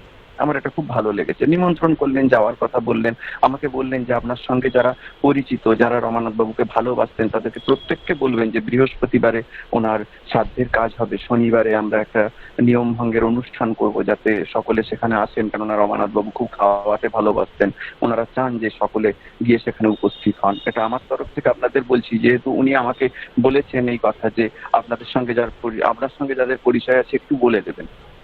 রমানাথ বাবুর বৌমা আপনাদের সকলকে নিমন্ত্রণ জানিয়েছেন আগামী বৃহস্পতিবার এবং আগামী শনিবার ওনার বাড়িতে যাওয়ার জন্য। আর একটা কথা আমি বলি যে রমানাথ বাবু আমি কখনো ওনাকে ভুলতে পারবো না। ওনার মানে উনি থেকে যাবেন, সাহিত্যে তো থাকবেনই, এ নিয়ে তো মানে কোনো কথাই হবে না, সেখানে তো থাকবেনই। সে তো আমরা সবাই ওনার লেখা পড়েছি বলেই ওনাকে প্রথমে ভালোবেসেছি। তা উনি আমার ছেলের হাতে খড়ি দিয়েছিলেন আমার বাড়িতে এসে। আমি বলেছিলাম যে আমি চাই আপনি যদি যান একবার। তা আজ থেকে বছর 4 আগে এসেছিলেন। খুব মানে উনি তো খুব আমোদের মানুষ ছিলেন। তারপর থেকে একটা কোথাও পারিবারিক সম্পর্ক হয়ে গেছে। তার ফলে এই ওনাকে নিয়ে শুধু আলোচনা করা, এর বাইরে গিয়েও কোথাও রমানাথ বাবুর মানে ব্যক্তি রমানাথ বাবু আমার উপর ভীষণ ভাবে মানে প্রভাব বিস্তার করেছেন। আমি কোথাও মানে ওনার মতো মানে আমি কোনো লেখালেখি করি না, ওইভাবে যে গল্প লেখা এগুলো করি না, আমি আলোচনা করি যেটুকু পারি আর কি। আমি চাই ওনার মতো মানুষ হতে। উনি যেন এই আশীর্বাদ করেন, কোথাও তো আছেন, যেন আমি ওনার মতো এই মানবিক গুণগুলো পাই। এটুকু বলেই আমি আমার বলা শেষ করছি।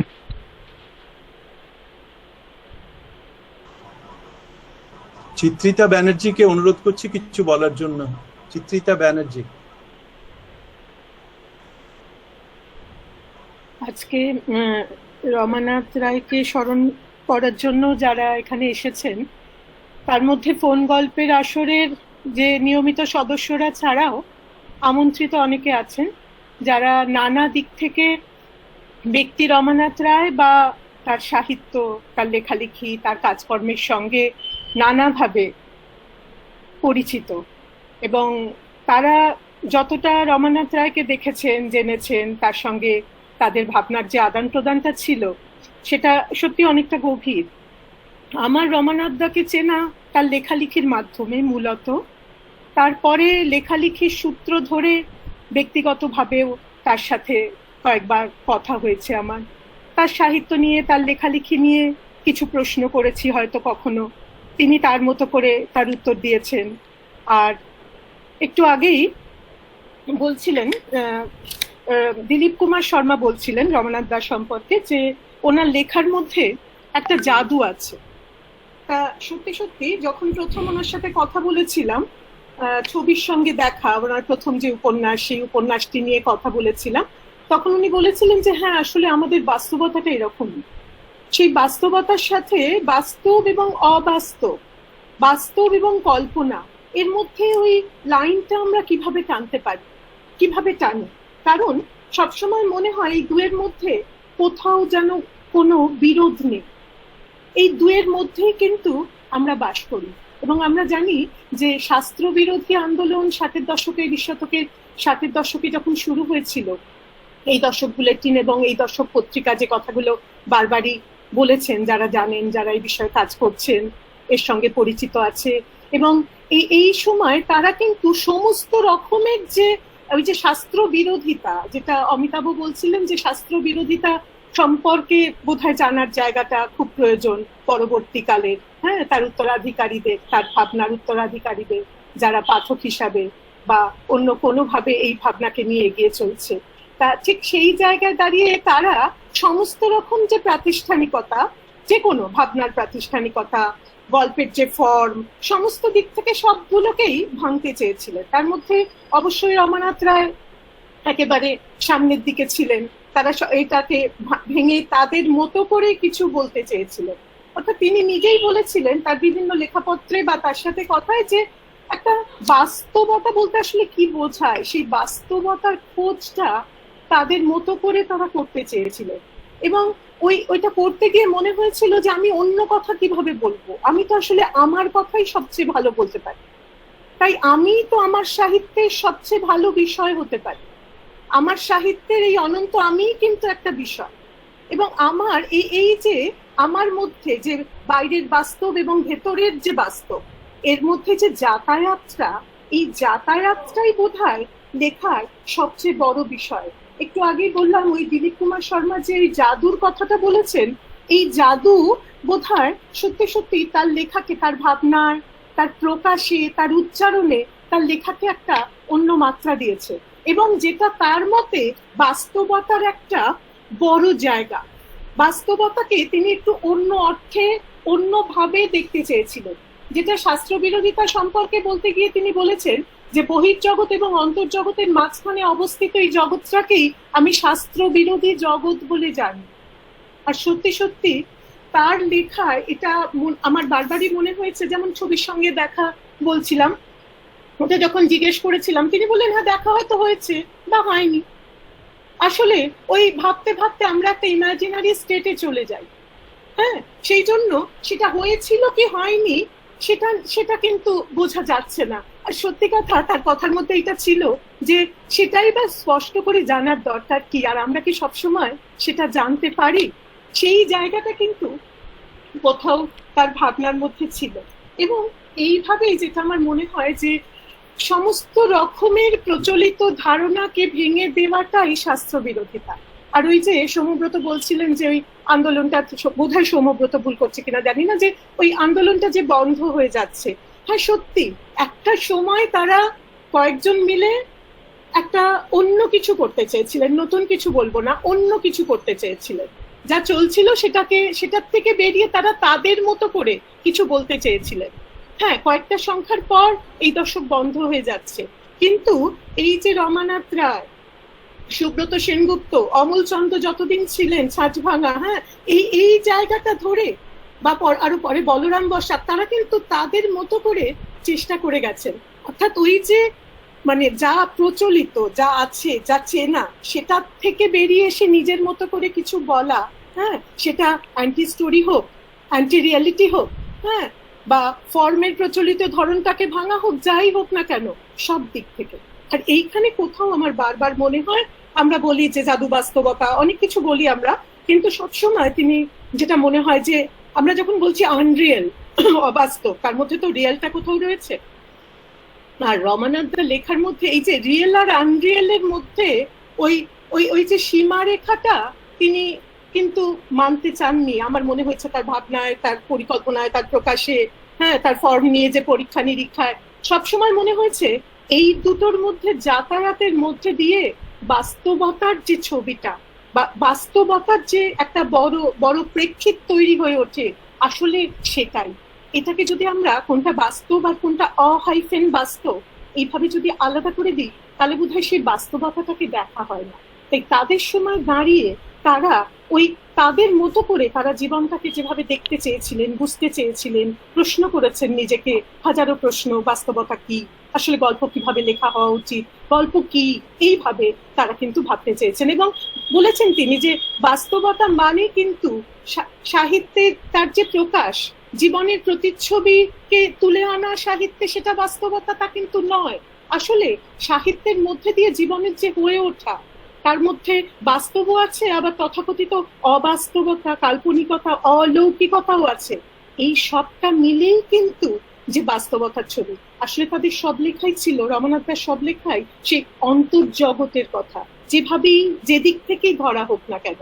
এবং ওই অন্তর্জগৎটাকে বাস্তব অবাস্তব মিলে তার যে একটা বড় প্রেক্ষিতে নিজেকে, জীবনকে তুলে ধরার যে জায়গাটা, সেটাই তার লেখার মধ্যে আমি পেয়েছি আর কি।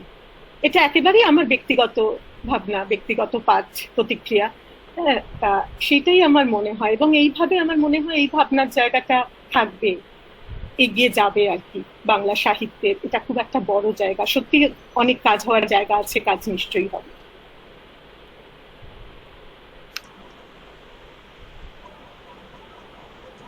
ঢাকা বাংলাদেশ থেকে আইরিন সুলতানা, খুব সংক্ষেপে 3-4 মিনিটের মধ্যে যদি একটু বলেন।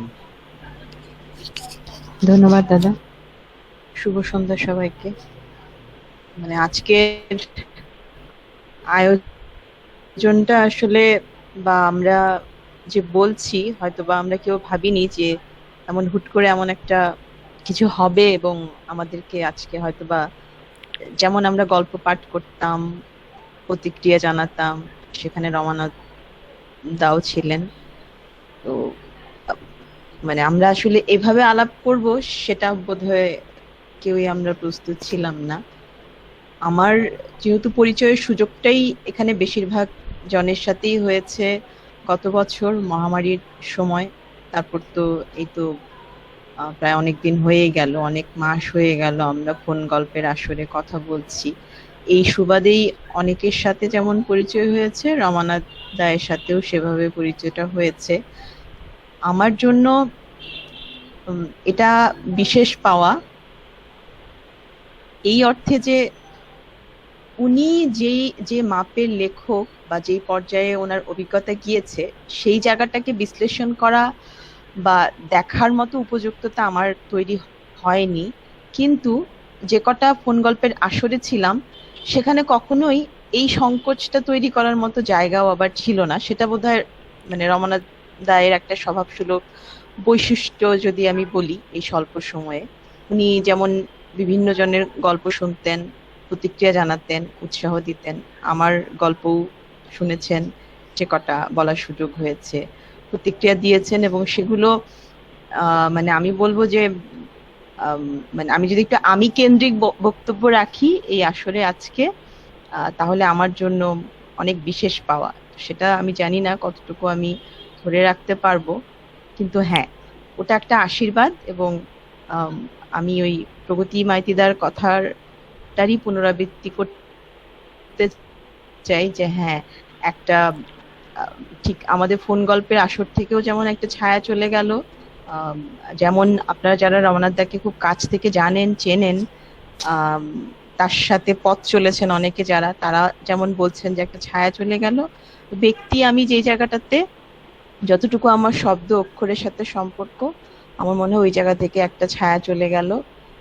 লেখা নিয়ে অনেক বেশি পড়ার সুযোগ হয়নি, ধীরে ধীরে সুযোগ করে নেব বা আরো নিতে পারতাম, কিন্তু ওনার গল্প লেখার যে সাবলীলতা, এটা হয়তো বা বলার অপেক্ষা রাখে না, বা বিশ্লেষণেরও আমার কাছ থেকে জানারও আর অপেক্ষা নেই, এটা জানেন সবাই। এই যে রসবোধ, কোনো একটা ঘটনাকে পরিবেশন করতে গিয়ে যে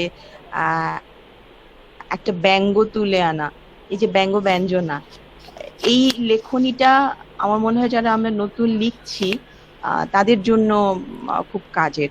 অনেক সময় অনেক কিছু কঠিন করে লেখা যায় না, কিন্তু অনেক সময় অনেক কিছু, অনেক কঠিন কথা এমন রসবোধ দিয়ে একটু ব্যঙ্গ মিশিয়ে বলে ফেলা যায়, এবং সেটা বোধহয় বেশি কার্যকর না কেন। এটা অবশ্যই রমানাথ দার নিজস্ব, আমরা চাইলেও সেটা ধরতে পারবো না, দক্ষ হতে পারবো না, সবাইকে নিজের মতো করে লিখতে হবে, কিন্তু শেখার জন্য এটা আমার মনে হয় বিশেষ। এবং রূপক, মানে এক ঘটনা একটা, কিন্তু ওই ঘটনাকে প্রকাশ করতে গিয়ে, ওই ঘটনাকে বিদ্ধ করতে গিয়ে বা প্রশ্নবিদ্ধ করতে গিয়ে উনি এমন ভিন্ন একটা কিছু তুলে আনছেন রূপক হিসেবে, এটা আসলে মানে অসাধারণ একটা বুদ্ধিমত্তার জায়গা। তার মানে উনি কত গভীর করে ভাবতে পারেন, সময় দিতে পারেন, তো এটা অসাধারণ। তো এতটুকুই বলবো যে আমি খুব স্বল্প সময়ে পরিচিত হলেও মনে হয় আমি একভাবে একটা আশীর্বাদ প্রাপ্তই হয়েছি। ওনার সাথে সাক্ষাতের সুযোগটা পেয়ে। তবে খবরটা যেদিন আমাদের হোয়াটসঅ্যাপ গ্রুপে আসলো, তো ওটা আসলে নিতে পারার মতো খবর ছিল না। তো আমরা এগিয়ে যাব, হয়তোবা কোনো কিছুই থেমে থাকে না, সাহিত্য এগিয়ে যাবে, ওনার যে ভান্ডার উনি দিয়ে গেছেন সেটাকে আশ্রয় করেই সবাই এগিয়ে যাবে, কিন্তু ওনার জায়গাটা ওনারই থাকবে। এটা পূরণ হওয়ারও নাই, হওয়ার সুযোগ নেই, সবাই যার যার জায়গায় তৈরি করবেন। কিন্তু হ্যাঁ, উনি হয়তোবা একটা বিশেষ জানার জায়গা হয়ে থাকবেন আমাদের মতো যারা লিখছেন তাদের অনেকের জন্য। তো ধন্যবাদ, উনি যেখানেই আছেন নিশ্চয়ই ভালো আছেন। ধন্যবাদ সবাইকে।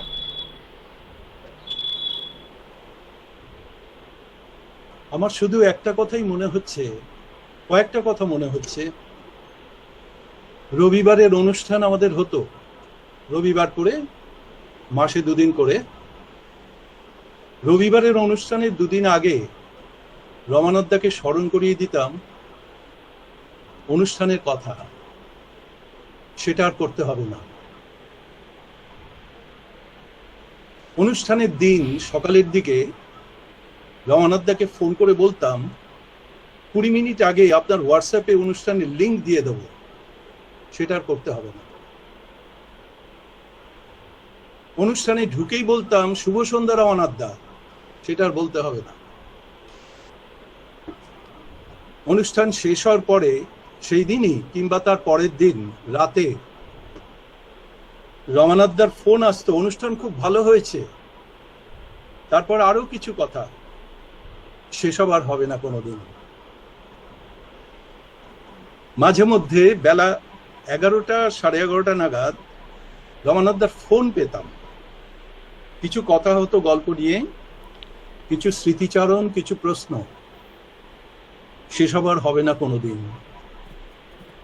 আর সেই জলদ গম্ভীর স্বরে হৃদয় ভরা কথা, আপনি তো আমাকে বাঁচিয়ে রেখেছেন মশাই, এটা এখনো আমার ভেতরে বেজে চলেছে ক্রমাগত।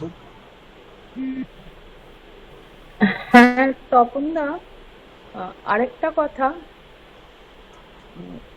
উনি যেটা, হ্যালো শোনা যাচ্ছে আমার কথা? হ্যাঁ বলুন। উনি যেটা মানে আমি লিংক দেওয়ার পর উনি এলেই যে কথাটা বলতেন সবার আগে, আমার এখনো মনে পড়ছে। আমি কিছু আজকে বলার মতো অবস্থাতে নেই আজকে। আমি প্রথমেই এসে বলতেন তপন আসেনি, তপন আসেনি, প্রথম কথা ওনার হতো এই কথাটা যে তপন আসেনি। তো এটাও আমার শোনা হবে না। আমার কাছে উনি বলেছিলেন অন্য একটা আসরে, কথা দিয়েছিলেন উনি আবার আসবেন ওই আসরে, আমার কিছু প্রশ্নের উত্তর দেবেন, সেটাও আর হবে না। তো এরকম অনেক কিছুই হবে না। কিন্তু ওই যে উনি বলেছেন, উনি সবসময় বলতেন যে কথাটা, যে সমাজকে তো আমরা পাল্টাতে পারবো না, সমাজ মানে পাল্টাতে পারবো না, না উনি যেটা বলতেন সমাজে অনেক অবক্ষয় হচ্ছে আমরা দেখতে পাচ্ছি, সেটা নিয়ে তো আমাদের চলতে হবে। তো চলতে গিয়ে আমরা যদি ভেঙে পড়ি হবে না, আমরা হাসি মুখে কিভাবে তার প্রতিবাদ করতে পারি সেইভাবে, সেই ভাষায় আমরা তার প্রতিবাদ করবো, কারণ আমাদের বেঁচে থাকতে হবে। এটা মানে ভীষণভাবে আমাকে নাড়া দেয়। ওনার গল্পগুলো পড়লে আমরা দেখি সমাজের বিভিন্ন অবক্ষয় উনি তুলে ধরেছেন, কিন্তু সবই ব্যঙ্গাত্মক ভাবে বা হাসির ছলে। এগুলো আমরা নতুন করে পাবো না, তবে ওনার যা সৃষ্টি আছে তার মধ্যেই উনি থাকবেন আমাদের মধ্যে, এই আর কি। একটু কথা যদি বলি দিদি, যেটা ছিল যে মানে রমানাথ দাদা আসতেন, ওনার বোধহয় ফোন থেকে উনি কানেক্ট হতেন, তো কখনোই ওটার ক্যামেরাটা ঠিক থাকতো না, তো ওনাকে কিছুটা দেখা যেত, কিছুটা দেখা যেত না। একদম একদম একদম একদম একদম। তারপরে এবং সবসময় একটা থাকতো যে ওনার স্পিকারটা অন করা, এটা নিয়ে কানেক্ট হওয়া নিয়ে। তো হ্যাঁ হ্যাঁ বারবার বলতো। হ্যাঁ তো এখন এটা স্মৃতিতেই রয়ে গেল আর কি, আমাদের এই আসরে যারা আসি তাদের জন্য। আমরা প্রায় অনুষ্ঠানের শেষ দিকে চলে এসেছি। রমানাথদার খুব ইচ্ছে ছিল যে পরের গল্পের অনুষ্ঠানে কাঁকর গল্পটা পড়বেন, কিন্তু সেটা তো আর সম্ভব হলো না। তা আমি ইন্দ্রজিৎ ঘোষকে অনুরোধ করছি যদি কাকর গল্পটা পাঠ করে দেন, আমরা তারপরেই অনুষ্ঠান শেষের দিকে চলে যাব। পড়ছি আমি।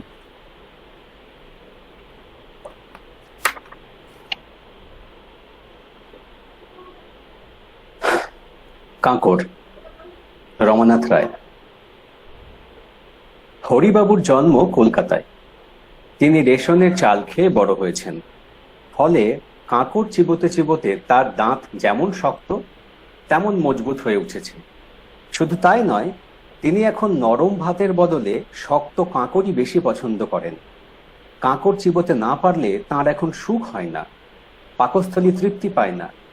তাই ভাতের সঙ্গে কাঁকর তাঁর চাই, না হলে তাঁর চলে না, মেজাজ খিটখিটে হয়ে যায়।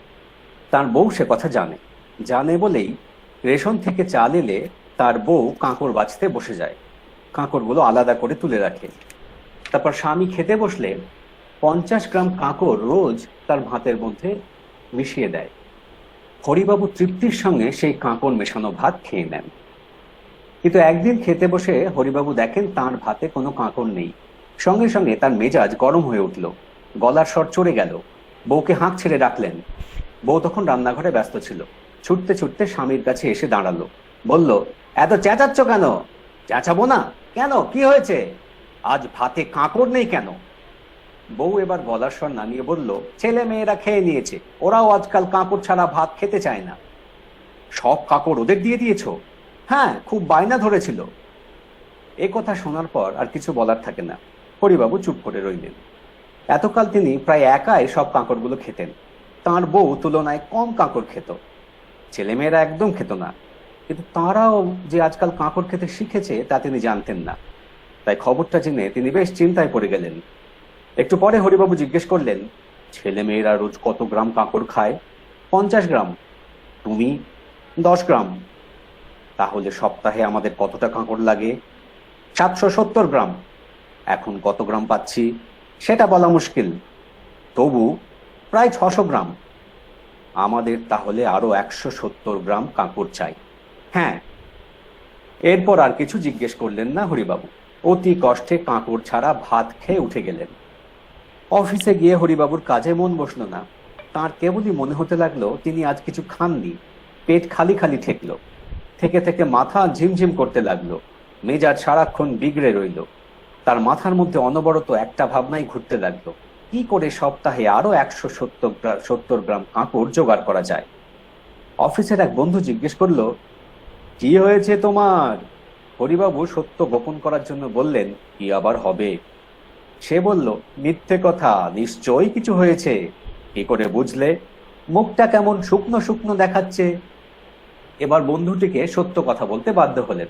সে তো শুনে লাফ দিয়ে উঠল, বলল, আমারও মাঝে মাঝে এরকম হয়। হরিবাবু জিজ্ঞেস করলেন, তুমি তখন কি করো? চুন সুরকির দোকান থেকে ছোট ছোট পাথর কুচি এনে রাখি। কাঁকর কম পড়লে সেই পাথর কুচি গুঁড়ো করে ভাতের সঙ্গে মিশিয়ে দিই।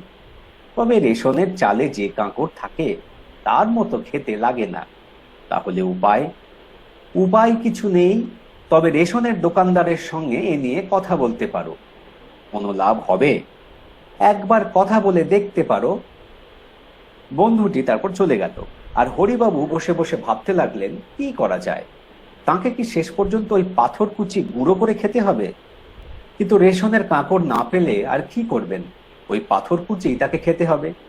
অবশ্য রেশনের দোকানদারের সঙ্গে একবার তিনি দেখা করবেন, এবং আজই করবেন।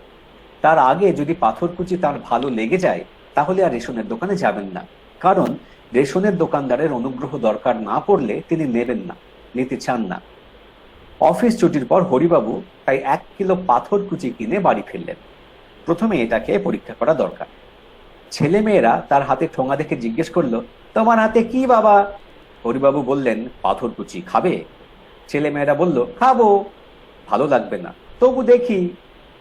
বউকে হরিবাবু জিজ্ঞেস করলেন, তুমি খাবে? বউ বলল, খাবো, তবে গুঁড়ো করে নিতে হবে। বউ তখন স্বামীর হাত থেকে পাথর কুচি নিয়ে রান্নাঘরে গেল। একটু পরে একটা বাটিতে কয়েকটা পাথর কুচি গুঁড়ো করে নিয়ে এলো। তা থেকে সবাই একটু করে নিয়ে মুখে ফেলে দিল। বউ বলল, জঘন্য, এ আমি খেতে পারবো না। ছেলে মেয়েদেরও ভালো লাগলো না, তারা থু থু করে সব ফেলে দিল। হরিবাবু পয়সা খরচ করে পাথরকুচি কিনে এনেছিলেন, তাই ফেলতে পারলেন না, খেয়ে নিলেন। কিন্তু এ খাওয়া যায় না, বন্ধুটি তাকে ঠিকই বলেছিল। এখন তাকে রেশনের দোকানদারের কাছেই ছুটতে হবে, কোনো উপায় নেই। হরিবাবু রেশনের দোকানে ছুটলেন, দোকানদারকে ডেকে বললেন, আমার ভাই একটা উপকার করতে হবে। দোকানদার জানতে চাইল, কি? আমার ছেলে মেয়েরা বড় হচ্ছে, কাঁকড়ের পরিমাণ একটু বাড়াতে হবে। দোকানদার চমকে উঠল, আমি কিভাবে বাড়াবো? চালের সঙ্গে আরেকটু বেশি কাঁকড় দিয়ে। বেশি কাঁকড় আমরা কোত্থেকে পাবো? গোডাউন থেকে যেমন চালের সঙ্গে কাঁকড় পাই তেমনি আমরা আপনাদের দিই, আমাদের কিছু করার নেই। তাহলে কাঁকড় কারা দেয় সে বলতে পারবো না। কে বলতে পারবে জানি না, তবে আপনি এক কাজ করতে পারেন। কি? আপনি ফুড কর্পোরেশনের অফিসে গিয়ে বড় কর্তার সঙ্গে দেখা করতে পারেন, উনি হয়তো এই ব্যাপারে আপনাকে সাহায্য করতে পারবেন। আপনার কিছু করার নেই না? হরিবাবু হতাশ হয়ে রেশনের দোকান থেকে চলে গেলেন, তবে কাঁকড়ের আশা ছাড়লেন না। পরদিন সময় করে ফুড কর্পোরেশনের অফিসে চলে গেলেন। বড় কর্তার সঙ্গে তিনি দেখা করলেন, সমস্যার কথা বললেন। বড় কর্তা সব শুনে বললেন, আমার কিছু করার নেই। হরিবাবু কথাটা বিশ্বাস করতে পারলেন না, বললেন, আপনি এত বড় একজন অফিসার, আপনার কিছু করার নেই? বিশ্বাস করুন, আমার কিছু করার নেই। দিল্লি থেকে যা পাই আপনাদের দিই, কাঁকড় বাড়ানোর ব্যাপারে আমাদের কোনো হাত নেই। কিন্তু আপনারা অনুরোধ করতে পারেন। বহুবার করেছি, বারবার বলেছি, লোকে এখন চালের চেয়ে কাঁকড় বেশি পছন্দ করে। আপনারা কাঁকড়ের পরিমাণ বাড়ান, কিন্তু ফল হয়নি। তাদের একটাই কথা, চালের পরিমাণ তারা কার পিছু বাড়াতে পারবেন, কিন্তু কাঁকড়ের পরিমাণ বাড়ানো সম্ভব নয়। কারণ বিদ্যুৎ সংকট, ধর্মঘট, ফলে কাঁকড়ের উৎপাদন ঠিক মতো হচ্ছে না। আমাদের খাদ্যমন্ত্রীর সঙ্গে এ নিয়ে আপনার আলোচনা হয়নি? বহুবার হয়েছে। উনি কি বলছেন? উনি এখন ব্যস্ত, তবে জানিয়েছেন তিনি শিগগির দিল্লি যাবেন, তখন এ নিয়ে ওখানে আলোচনা করবেন। আর ততদিন আমাকে অপেক্ষা করতে হবে, কাঁকড় খেতে পাবো না। দেখুন, আমি নিজে কাঁকড় পাচ্ছি না, আপনাকে কি বলবো? আপনি আর একবার খাদ্যমন্ত্রীর সঙ্গে দেখা করুন, তাকে বলুন কিছু একটা করতে। আমার আর উৎসাহ নেই, আপনি বরং নিজে তার সঙ্গে দেখা করুন। কোনো সুরাহা হবে? সে কি করে বলবো? হরিবাবু ঠিক করলেন তিনি খাদ্যমন্ত্রীর সঙ্গে দেখা করবেন। খাদ্যমন্ত্রীর সঙ্গে দেখা করা সহজ নয়, তবে খাদ্যমন্ত্রী শ্যালকের এক বন্ধুর সঙ্গে তাঁর বিশেষ বন্ধুত্ব ছিল। এই বন্ধুটিকে ধরে একদিন খাদ্যমন্ত্রীর সঙ্গে তিনি দেখা করলেন। খাদ্যমন্ত্রী তখন কাঁকড় খাচ্ছিলেন। খাদ্যমন্ত্রী কাঁকড় খেতে খেতে বললেন, আমাকে এখনই একটা মিটিং এ যেতে হবে, যা বলবার তাড়াতাড়ি বলুন। খুব বিনয়ের সঙ্গে হরিবাবু বললেন, রেশনের কাঁকড়ের পরিমাণ একটু বাড়াতে হবে। আপাতত অসম্ভব। কেন? কেন্দ্রের কাছ থেকে আমরা যে পরিমাণ কাঁকড় পাই তা খুব সামান্য, কি করে বাড়াবো? কোনো উপায় নেই, আমরা যে কাঁকড় না খেয়ে মরতে বসেছি। কিছু করার নেই, কারণ এটা শুধু আজ একা আপনার সমস্যা নয়, এটা জাতীয় সমস্যা, আর তার মোকাবিলা আমাদের সেভাবেই করতে হবে। কিভাবে? কেন্দ্রের ওপর চাপ সৃষ্টি করে আমাদের এর জন্য আন্দোলন করতে হবে। এতে কাঁকড়ের পরিমাণ কি বাড়বে? দেখা যাক কি হয়, আগে আন্দোলন তো করি। এই কথাই হরিবাবু খুশি হলেন। তিনি খাদ্যমন্ত্রীকে অজস্র ধন্যবাদ দিয়ে চলে এলেন। তার মনে হলো এবার একটা কিছু হবে, কারণ খাদ্যমন্ত্রী চুপ করে বসে নেই। তিনি ভাবছেন কেন্দ্রের কাছ থেকে আরো বেশি কাঁকড় কিভাবে আদায় করা যায়। আর এটা তো আমাদের ন্যায্য দাবি। জনসংখ্যা বেড়েছে অথচ কাঁকড়ের পরিমাণ বাড়াবে না, তা হয় না। 20 বছর আগে চালে যে পরিমাণ কাঁকড় থাকতো এখনো তাই রেখে দেওয়া হয়েছে। এটা খুবই অন্যায়, এর বিরুদ্ধে সত্যি কিছু করা উচিত, চুপ করে বসে থাকা উচিত না। এরপর অনেকদিন পার হয়ে গেল, অথচ কোথাও কোনো আন্দোলনের চিহ্ন হরিবাবু দেখতে পেলেন না। বাজার থেকে কেনা ওই অখাদ্য পাথরকুচি খেয়েই তাকে দিন কাটাতে হলো। এক এক সময় তার ইচ্ছে হলো বউ ও ছেলে মেয়েদের কাঁকড় মেশানো ভাত খেয়ে নেন, কিন্তু তিনি পরিবারের কর্তা, তার পক্ষে এমন কাজ শোভা পায় না। তাই তিনি ওদের কাঁকড় মেশানো ভাতের দিকে শুধু তাকিয়ে থাকলেন, অথচ কিছু করতে পারলেন না। কিন্তু এভাবে কতদিন? হরিবাবু খাদ্যমন্ত্রী শ্যালকের বন্ধুকে ধরে আরেকদিন খাদ্যমন্ত্রীর সঙ্গে দেখা করলেন। খাদ্যমন্ত্রী সেদিনও খুব ব্যস্ত ছিলেন এবং কাঁকড় খাচ্ছিলেন। হরিবাবুকে দেখেই তিনি চিনতে পারলেন, বললেন, আপনি আগে একবার এসেছিলেন না? হরিবাবু বললেন, হ্যাঁ। তা কি খবর? আপনার সেই আন্দোলনের বিষয়ে জানতে এলাম। খাদ্যমন্ত্রী যেন চমকে উঠলেন, কোন আন্দোলন? কাঁকড়ের পরিমাণ বাড়ানোর আন্দোলন? ওহো, হবে হবে, শিগগির হবে। আর যে পারছি না বললে চলবে কেন, পারতে হবে। হরিবাবু এবার অসহিষ্ণু হয়ে বললেন, দেখুন, আপনি খাদ্যমন্ত্রী বলে নিয়মিত কাঁকড় খেতে না পাওয়ার কষ্ট বুঝতে পারছেন না, তাই ওই কথাটা বলতে পারলেন। আমরা আপনার কাছে কিছু চাই না, শুধু আমাদের কথা একটু ভাবুন, আমাদের মুখের দিকে একটু তাকান। সময় পাচ্ছি না যে, কিন্তু আমরা যে মরতে বসেছি, কি করব বলুন? এরপর আর কি বলবেন হরিবাবু? তিনি একটা দীর্ঘশ্বাস ফেলে উঠে দাঁড়ালেন। বুঝলেন আন্দোলনের কোনো সম্ভাবনা আপাতত নেই, ফলে কাঁকড় সমস্যার কোনো সুরাহা হবে না। তাকেও হয়তো অখাদ্য পাথরকুচি খেয়েই সারা জীবন কাটাতে হবে। খাদ্যমন্ত্রীর কানে বোধহয় হরিবাবুর দীর্ঘশ্বাসের শব্দ গিয়েছিল, তাই তার মধ্যে হরিবাবুর প্রতি হঠাৎ সহানুভূতির উদ্রেক হলো। হরিবাবুকে বললেন, আপনি এক কাজ করুন। কি? আপনি এখনই ফুড কর্পোরেশনের অফিসে চলে যান। আগে একবার গিয়েছিলাম। ওরা কি বলেছিল? কাঁকড়ের সাপ্লাই বাড়ানো এখন কেন্দ্রের পক্ষে সম্ভব নয়। ঠিক আছে, আপনি আজ আবার যান, বলুন আমি আপনাকে পাঠিয়েছি। ওরা আপনাকে ভিআইপিদের কোটা থেকে কিছু কাঁকড় দিয়ে দেবে, কোনো ভাবনা নেই, চলে যান। একটা চিঠি দিলে ভালো হতো, কারণ বড় কর্তা যদি আমার কথা বিশ্বাস না করেন। আমি ফোন করে দিচ্ছি, আপনি এখনই যান, দেরি করবেন না। হরিবাবু তখন খাদ্যমন্ত্রীকে অনেক কৃতজ্ঞতা জানিয়ে চলে এলেন।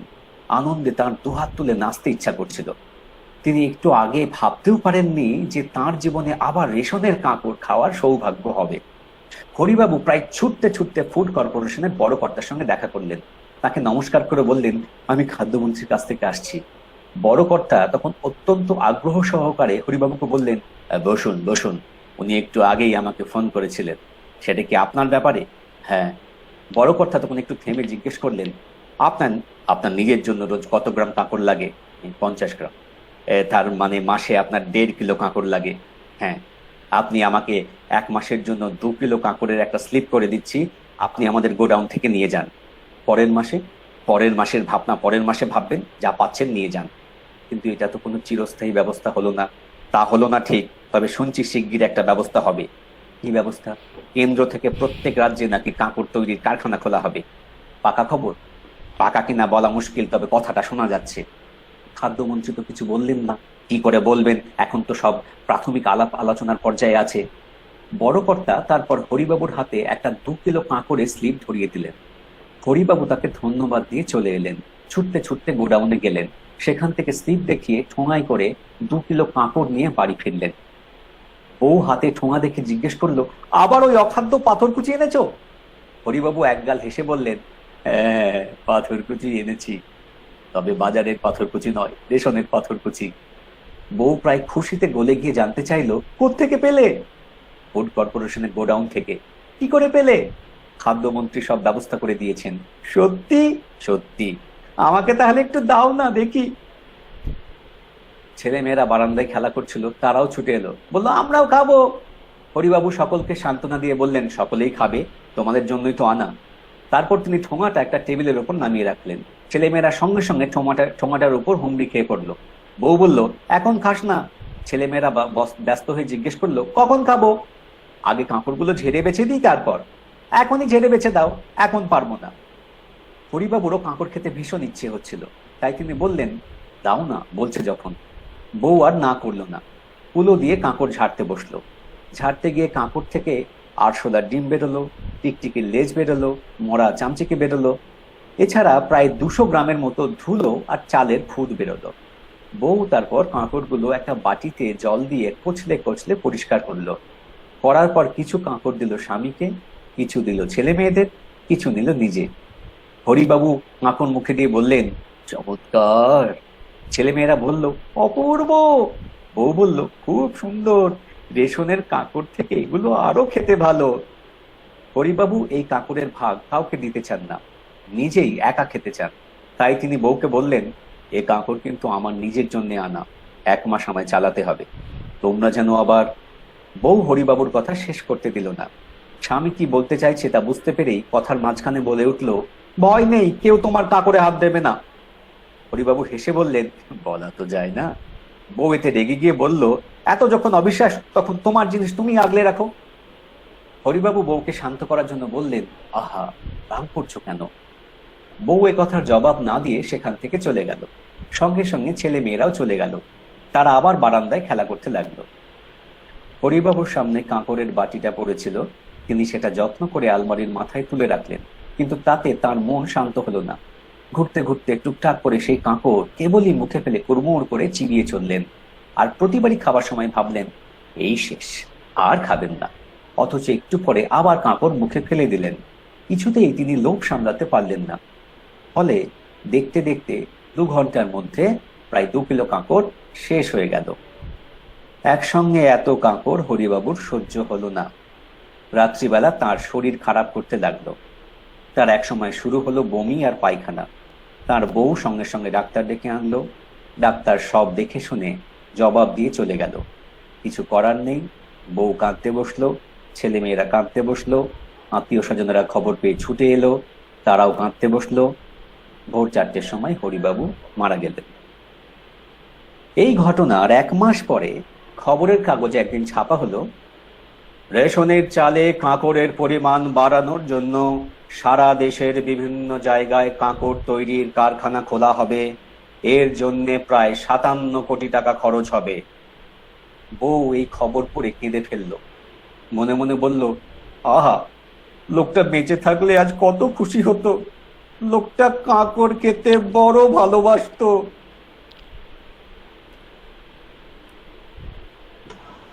গল্পের এই রেশটুকু নিয়েই আজকের অনুষ্ঠান আমরা শেষ করছি।